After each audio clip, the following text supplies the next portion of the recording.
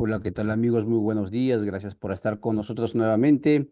Ahora son las 6:02 y en el calendario son jueves 18 de abril, Día Mundial de los Radioaficionados.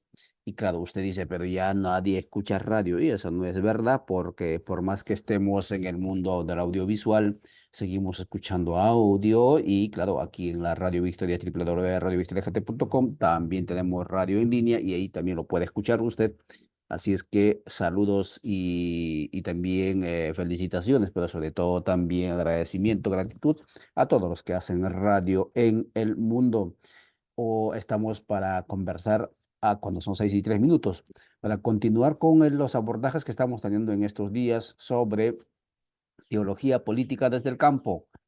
Ayer yo estuve con un sacerdote aquí cercano, sacerdote católico, y me decía, mira, pero ustedes están entrando en un territorio que nos corresponde. Por supuesto que sí, estamos entrando en un territorio que no nos corresponde porque yo vengo de la del área social, aunque también tengo formación, digamos, teológica, pero la dimensión de la mística, de la espiritualidad, es un común denominador de todo ser humano y especialmente cuando las personas estamos en sueños de cambios, de transformaciones, si no le apostamos a esa dimensión, muy difícilmente vamos a avanzar en los proyectos, en las proyecciones que nos proponemos. Y en ese sentido es que abordamos esta temática. Y además, porque lunes y martes tenemos un evento presencial sobre teología política y movimientos sociopolíticos, y por eso también abordamos esta temática. Y hoy es un día especial porque estamos con Julián Cruz Alta, uno de los referentes en la cuestión de las teologías de liberación desde México para el continente, con quien vamos a conversar sobre los orígenes, sobre el devenir histórico, pero también sobre las proyecciones contextuales de eso que se llama teologías de liberación. Y claro, no solo ha habido teologías escapistas o teologías ahistóricas en las iglesias, ha habido también en su momento teologías muy encarnadas, muy inmersas en las realidades históricas con sueños de transformación, solo que los que vienen después de los 90, después de los 80, quizás no lo conocieron. Julián, muy buenos días, salud a la audiencia, ya te estamos viendo.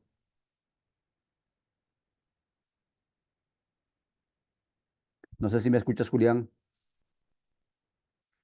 Estás con el audio apagado. Ah, ya sí, sí escucho. Ahora sí, adelante, por favor. Saluda a la audiencia. ¿Cómo estás? Gracias por estar en Radio Victoria, www.radiovictoriagt.com. Buenos días, gusto por la invitación. Pues un placer escucharnos y mirarnos esta mañana. Bien, nos están escuchando a través de Radio Digital Honduras, nos están escuchando a través de Radio Victoria, La Voz de los Pueblos, que se transmite desde Guatemala, y también a Minca Comunicaciones. Estamos en el Perú a través de Rondas Campesinas y Unidad Popular, y así en diferentes partes. También saludamos a todos nuestros seguidores por Vía La Soberana, etcétera, etcétera.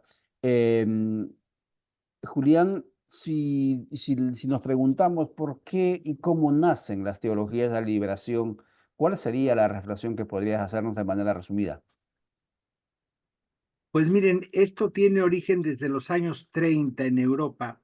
En Europa se empieza a gestar todo el movimiento del asunto político, la política entendida como el bien común, porque a veces en América Latina cuando uno habla de política se entiende como de partidos políticos.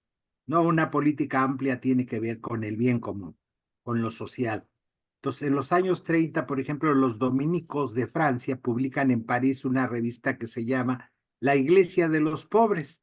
Ya en los años 30, 36, el Papa Juan XXIII, un año antes del concilio, todavía no había la televisión fuerte, era la radio, da un radiomensaje al mundo donde dice que tiene la intención de convocar a un concilio y él dice que tiene que ser la iglesia de los pobres. Ese radiomensaje es importante del Papa Juan XXIII, donde habla de la iglesia de los pobres. Obviamente, cuando viene el Concilio Vaticano II, se les va a olvidar la convocatoria del Papa hacia la Iglesia de los pobres y más bien va a ser una iglesia de Europa, con los problemas europeos de secularización, todo lo que vive la Europa en los años 60.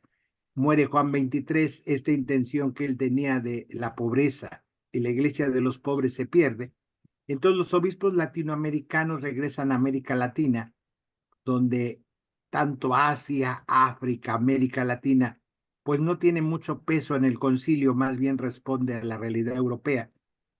Y entonces viene el CELAN, que es esta conferencia del episcopado latinoamericano, viene en la reunión en Medellín, en Colombia, en el 68, y allá dicen, ¿cómo aterrizamos lo que el concilio hizo para la Iglesia Mundial para América Latina? Y esto se da gracias a que ya se venía gestando desde los 60 todo un movimiento.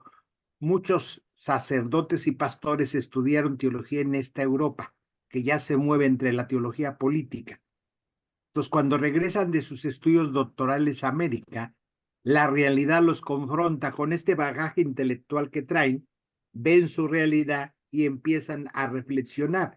Hay que decir que esta teología es joven, 60 años es poco para un desarrollo teológico, para una persona humana, pues no es poco hablar de 60 años, ya es más, ya es las 2/3 partes de su vida de una persona o la mitad. Si va a vivir muchos años, ya fácil sobrepasó el 50% de su vida, la verdad, de 60 años. Nace ecuménica, porque en el mundo católico romano, por nuestra formación de mirada, la palabra ecumenismo no tiene mucha realidad todavía en América Latina. Entonces, lo que no es católico creemos que no existe. Es cristiano. Cuando yo digo nosotros los cristianos, la gente me corrige que no es católico. Le digo, todo católico es cristiano. El nombre es cristiano porque creemos en Cristo. Y ya la iglesia es católica y hay varias iglesias católicas. Les digo, hay la católica romana, la católica ortodoxa, la católica anglicana. De entrada ya somos 3 iglesias católicas. Entonces digo, pero eso no nos distingue, somos cristianos. Entonces sí, en los años 60 hay un teólogo peruano que ahora es fraile dominico, Gustavo Gutiérrez, que escribe en el 68 un libro, Teología de la Liberación Perspectiva. Y hay un presbiteriano brasileño que escribe su tesis de su trabajo de licenciatura en teología en inglés en Princeton, la presenta en la en Princeton, en el seminario teológico, que precisamente se llama también Teología de la Liberación. Nadie copió a nadie, ni se leyeron previos, ni se conocían Gustavo y este hombre brasileño, sino es el ambiente que ya se va gestando. Entonces no tiene papá. La teología como tal es un ambiente latinoamericano en el que se gesta amplio, porque es todo el movimiento y hay que entenderla, nace ecuménica esta teología, no es propiedad de ninguna iglesia. Los presbiterianos se están moviendo y los católicos se están moviendo. Gustavo Gutiérrez es de una diócesis pobre, la diócesis de Lima, que hace un gran esfuerzo, lo mandan a estudiar a Lyon, Francia. No escribe nunca la tesis doctoral porque no hay dinero para dejar los 5 años en Francia estudiando. Regresa como párroco a Lima, no termina esa tesis y después su misma escuela dirá, es un honor para esta escuela tener tal alumno, y dan como tesis doctoral 20 y tantos libros publicados. Dicen, ¿para qué escribe una tesis de este hombre? El honor es de esta escuela, que sea doctor por esta escuela, y le toman como tesis doctoral toda su obra publicada a Gustavo Gutiérrez. A los 75 años, Gustavo escribe un libro maravilloso que le recomiendo, que se llama En busca de los pobres de Jesucristo. Es todo el trabajo sobre Bartolomé de las Casas. Un Bartolomé de las Casas estudiado como jurista ampliamente, pero Gustavo en este libro lo estudia como maestro de espiritualidad. ¿Cuál era el motor de Bartolomé de las Casas de andar en esta lucha? Como obispo realmente estuvo 2 años en su diócesis y murió muy mayor. Desde las Cortes de España trabajó mucho por las comunidades indígenas de América. ¿Qué lo movía? Es lo que le interesa. Y lo movía la espiritualidad. Lo que hoy llamamos teología de la liberación está en Gustavo, que nunca lo llamó así, ni entendía que extendemos, pero hay una práctica teológica. Lo que les quiero decir con estos ejemplos, que no es una persona, este no es movimiento de un intelectual, es un movimiento social de las comunidades que se va gestando desde el siglo XVI con estas búsquedas. Haría mal en decir los del XVI son teólogos de la liberación, no, pero inician todo este movimiento de reflexión. Quiere decir, desde América Latina nuestra vida tiene que estar implicada. La teología de la liberación no es una teología de academia. Podemos tener como tres brazos importantes. Una, lo que hacen los teólogos y teólogas profesionales, esta teología. Una, lo que hacen los pastores, los obispos, los párrocos, los pastores y pastoras en sus iglesias, preocupados por lo pastoral, es otra teología de la liberación más pastoral de la vida diaria. Y otra, la de los creyentes, los laicos y laicas en su vida. Afortunadamente, cada vez más gente que estudia teología son laicos y laicas. Ya se les fue a los curas de las manos y a los obispos. Por eso dicen, ¿usted qué hace en teología de la liberación? Es un saber de Dios y del pueblo. Gustavo Gutiérrez dice, hacer teología es escribirle una carta a Dios en el que creo y a mi pueblo que amo. Eso es hacer teología. Y eso no es exclusivo de los pastores, de los obispos, de los curas. Cualquier creyente puede hacer teología de su propia vida.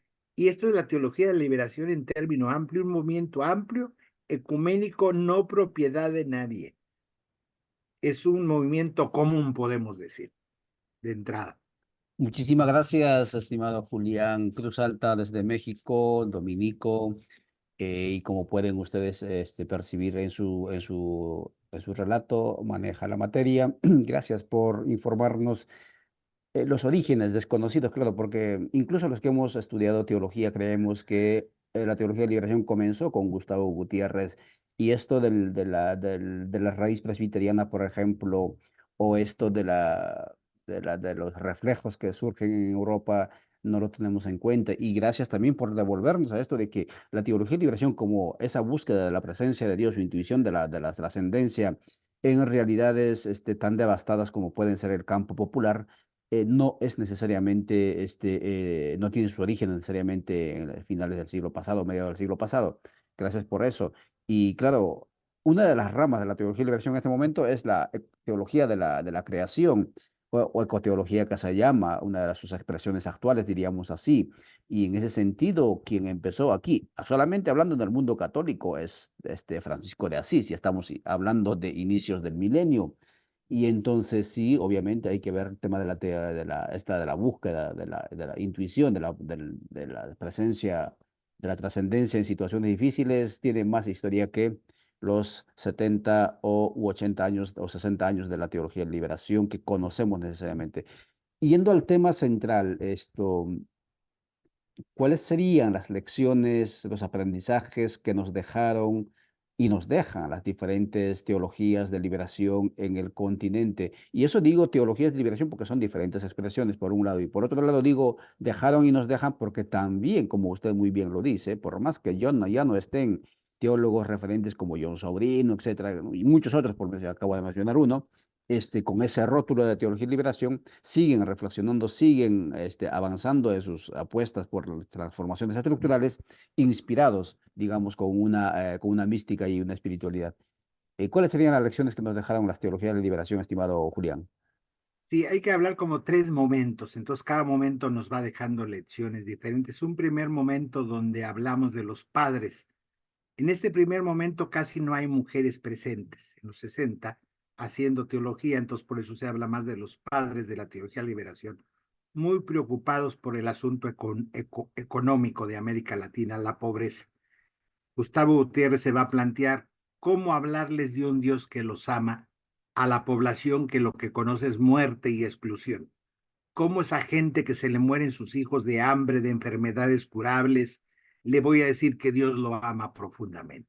Esta es como la primera etapa, donde la mayoría son teólogos preocupados exclusivamente por el tema pobreza económico. Nos va a dejar muchas lecciones de ligar la economía, los medios de producción, los medios de consumo, se empiezan, y sobre todo los medios de producción a cuestionar la pobreza en este aspecto. Un segundo momento donde ya participan mujeres, yo ya le llamo las hijas y los hijos de la teología de la liberación.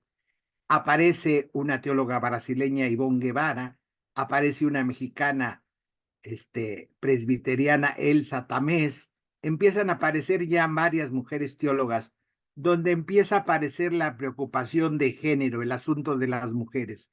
Se es más pobre cuando se es pobre, pero se es mujer. No es la misma pobreza para los hombres que para las mujeres. Hay más exclusión dentro de la exclusión.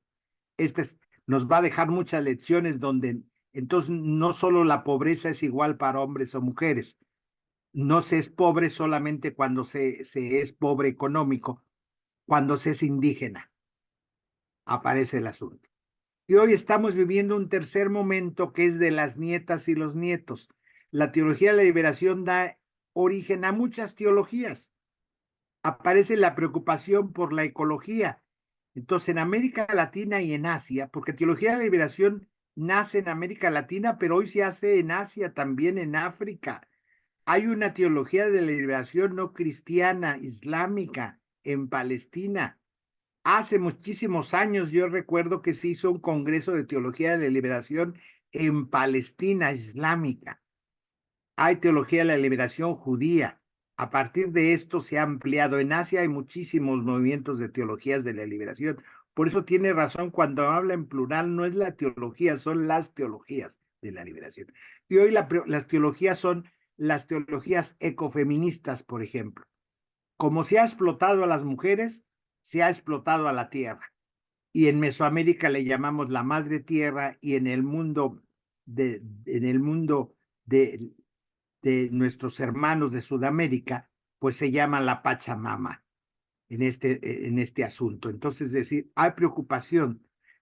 Viene el mundo afro. Tenemos una tercera raíz fuerte en América. Todos los esclavos que fueron traídos y sus descendientes, lo afro-latinoamericano es muy fuerte. Y esto es importante. Es decir, porque viven, están presentes, entonces hoy hay toda una teología negra de la liberación muy fuerte de recuperar la espiritualidad. Ustedes tienen invitada y va a estar mañana o pasado mañana una gran teóloga colombiana, Maricel Mena, que ella trabaja toda esta vertiente de la teología, no solo feminista, sino afro. Cómo recuperar todas las religiones animistas que son importantes, que fueron trasladadas a esta espiritualidad a América. Las teologías narrativas, las teologías de las diversidades sexuales. No es lo mismo ser pobre que ser pobre y homosexual o que ser transvesti. Y dirán, es que esos problemas son del mundo capitalista. No, en el mundo indígena estos temas también existen en Mesoamérica, en el mundo maya, la fluidez, el género es fluido en el mundo maya. No es estable, nada es estable, ni el género es estable. Entonces esto crea nuevas teologías, porque hoy me dicen, ya la teología de la liberación se perdió, hoy hablan de género los teólogos y las teólogas. No, no se perdió, está más viva que nunca. Gustavo Gutiérrez hace un par de años decía, a mí me dicen que ya la teología de la liberación se acabó, que eso es de los 70s, que hoy ya no es necesaria. Me dice, hoy hay más pobreza, dice Gustavo, más exclusión que en los 70s. Por lo tanto, ¿cómo le llamen? No me importa. Lo que no, si no le llaman teología de la liberación es la realidad y hoy está más viva con muchas teologías. La teología queer, que es las de las diversidades, es teología de la liberación. La teología de lo africano, de esta espiritualidad, es teología de la liberación. La teología ecológica es teología de la liberación. Hoy tenemos muchas ramas de la teología de la liberación. Por eso hablo yo de los nietos y las nietas. Y cada una tiene consecuencias obviamente políticas, son teologías políticas. A mí no me da miedo decir políticas, porque son del bien común. Tiene que ver con la tierra, con la vida, porque a veces tenemos un concepto de espiritualidad muy raro. Como dice, la gente espiritual es cerrar los ojos e irte a otro planeta. No, la espiritualidad es sentir la vida, ser sensible ante la vida, dejarse tocar por la vida. Por eso para mí las teologías de la liberación son teologías espirituales, son movimientos profundamente espirituales, pero la vida tiene que ver con lo político. La gente para rezar, para orar, primero tiene que comer. ¿Y cómo comen nuestros pueblos? ¿Cómo se nutren? Eso es político, por supuesto, es una teología política, pero no deja de ser teología espiritual. No es dicotomía o político espiritual. Las teologías de la liberación asumen todo porque son teologías espirituales. Desde ahí yo parto. Por lo tanto, tiene frutos espirituales, pero tienen que ver con la vida. Y la vida tiene que ver con la polis, con el bien común. Entonces, lo otro es espiritualismo. No es espiritualidad cerrar los ojos y no ver la realidad, ver el punto azul, meditar. No, hay que meditar para abrir los ojos y ver la realidad de otra manera. Eso es la espiritualidad. Para mí, si una teología no es espiritual, no es teología de la liberación. Esto que decía Gustavo Gutiérrez en Bartolomé de las Casas, ¿qué es el motor que no se ve, lo mueve? Pues el mundo espiritual. Por eso nuestros pueblos que son profundamente espirituales, el pueblo maya, por ejemplo, son comunidades profundamente espirituales, ven la vida, son sensibles ante la vida y tienen que dar respuestas, y a veces las respuestas son lo que llamamos la política, la polis. Muchas gracias, amigas y amigos, por seguirnos. Gracias también al hermano Julián Cruz Alta desde México con estas reflexiones acrisoladas, tanto en las bibliotecas, como está ahí al fondo de su pantalla, pero también en las calles, fuera de asfalto. Y él va a estar con nosotros este 22 y este 23 de abril en Santo Domingo, Tepeques, Guatemala, en el encuentro comunal movimientos sociopolíticos y teologías de liberación, pero también va a estar en Guatemala ciudad, así que los que no pueden moverse hacia Mazatenango, a las colegas a todos los compañeros y amigos que nos siguen también desde Guatemala ciudad, acercarse el día sábado 20 en Guatemala ciudad, en la sede de lo que es del movimiento Codeca. Va a estar conversando a las 9 de la mañana, si mal no me equivoco, sobre esta temática. Y el domingo, a los que viven en la parte oriente del país, él va a estar visitando a los territorios de específicamente Jalapa, donde va a reflexionar con campesinas y campesinos xincas también en esa parte. Julián, es inevitable hacerte algunas preguntas, claro, por más que el tiempo nos siga ajustando 6 y 24 minutos. Em, ¿Qué limitaciones, según usted, tuvo, si acaso podemos hablar de limitaciones tanto internas como externas, en las teologías de la liberación, hablando específicamente dentro del ámbito, por ejemplo, católico eclesial? Pues limitaciones propias de toda teología del tiempo, de metodología. Siempre se ha acusado que han sido teologías marxistas, por ejemplo. No, lo que estas teologías han utilizado los métodos sociales, de las ciencias sociales, no el marxismo. El evangelio es el centro de estas teologías. Obviamente, las discusiones públicas. Cuando se ubica que estas teologías atraviesan por lo político, desde el mundo imperialista se les combate. Entonces son teologías, se les cataloga como casi terrorismo, altamente subversivas. Entonces, por ejemplo, en el mundo católico romano, pues viene una cruzada muy fuerte desde el papado de Juan Pablo II a combatir estas teologías. Entonces, muchas religiosas, sacerdotes, o incluso en otras iglesias, pastores y pastoras que empiezan a trabajar estas teologías, pues son perseguidos en su iglesia. Es una teología altamente perseguida por las instituciones religiosas. Esta fue una limitación. Se les expulsa a los grupos que hacen esta teología de sus parroquias, del mundo institucional. De tal manera que por eso decía yo, es una teología laica, crece en los hogares, la gente que tiene que hacer reflexión bíblica ya no se puede reunir en los templos, todo se reúne en las casas. Es una teología que se ha gestado mucho fuera de los templos porque hubo una persecución seria en los 80, los 90, decir que era uno de la teología de la liberación era que te quitaran tus clases de ser profesor de las universidades pontificias, etcétera. Vino una persecución. Muchas religiosas tuvieron procesos de expulsión de sus congregaciones y órdenes religiosas por hacer esta clase de la teología. Entonces, es una teología que ha vivido a salto de mata, como decimos en México, fuera de las instituciones. Esto fue una limitación, pero fue una bendición de Dios, porque no es una teología que se les controla por las instituciones religiosas. Como se les expulsó de las instituciones religiosas, creció en la libertad de las hijas y de los hijos de Dios. Es una teología muy libre, por lo tanto muy subversiva, pero nadie más subversivo que Jesús de Nazaret, por Dios. Cuando digo subversivo, la gente se asusta, pero Jesús de Nazaret subvirtió su realidad social.